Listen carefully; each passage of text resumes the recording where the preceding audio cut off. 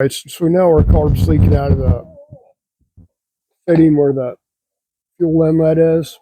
We're going to go ahead and take that off of there so we can access the fitting and pull it out of there.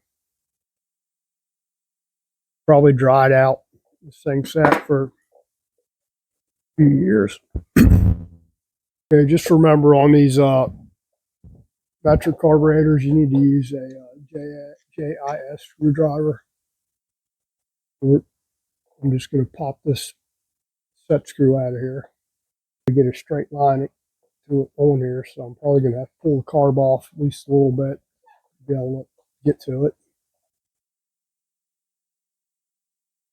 We've got gas everywhere, so mind your gas, fuel, whatever you want to call it.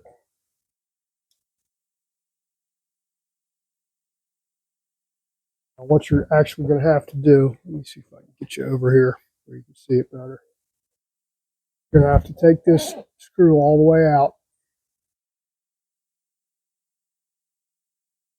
And I'll show you here in a minute what's holding this fitting in there.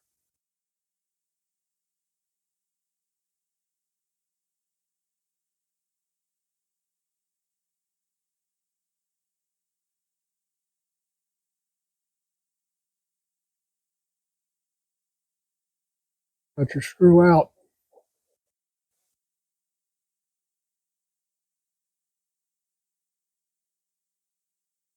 And that's what's actually holding it in, just that little fitting there. It just slides down into the groove on the elbow here, pry bar here.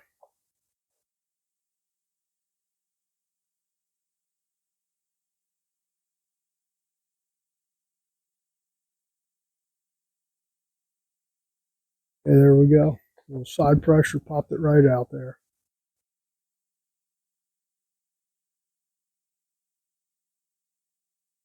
We've got 2 O-rings on there to hold it.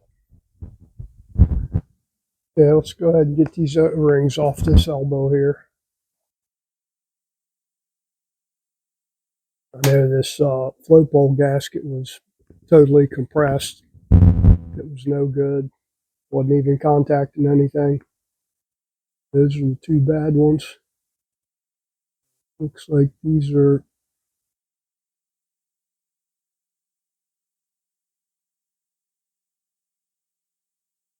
like these smaller ones out of the bunch are the right ones.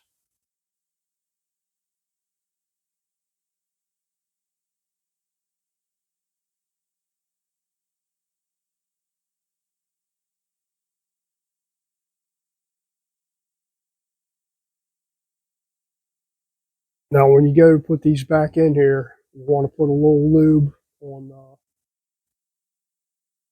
the O-rings there.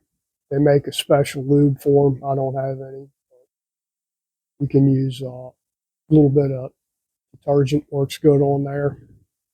Doesn't make the O-rings swell up. If you use something like petroleum product on these O-rings, they'll usually swell up. So try to use like Dawn dishwashing detergent, just a little bit. You can use spit on there. Pop this back in there and see how it fits.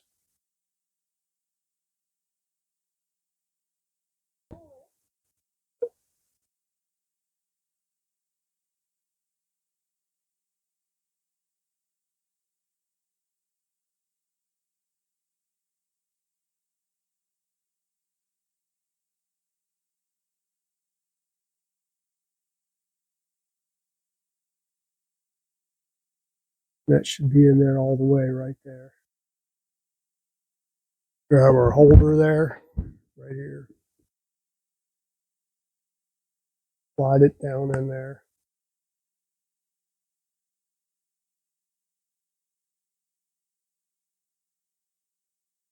It up somewhat.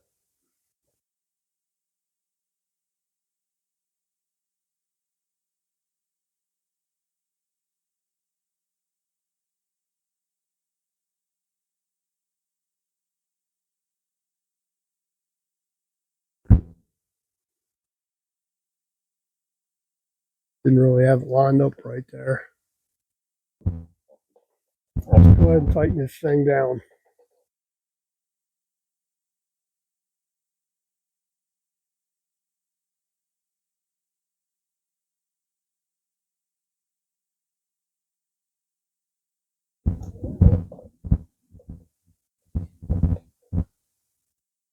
Feels good and tight in there.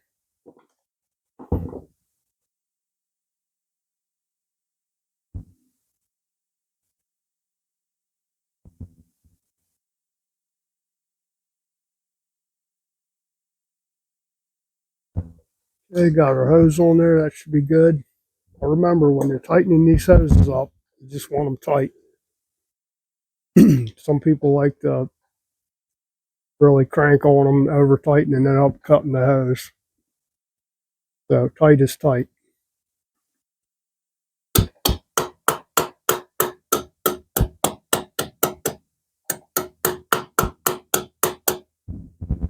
Okay, let's turn this thing on and see what we got here. Let's say it appears like we got it. We got the leak done there. Gas is on, no drips, no leaks.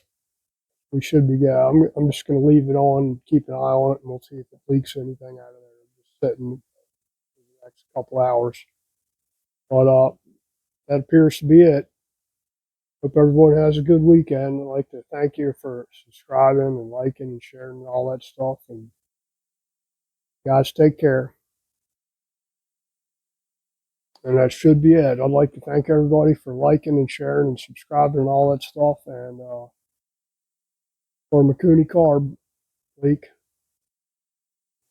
move on to the next thing. Got to set the timing on this thing because it cranks over awfully hard, like it's fighting itself to start. So we're going to check the timing on it and see what we got.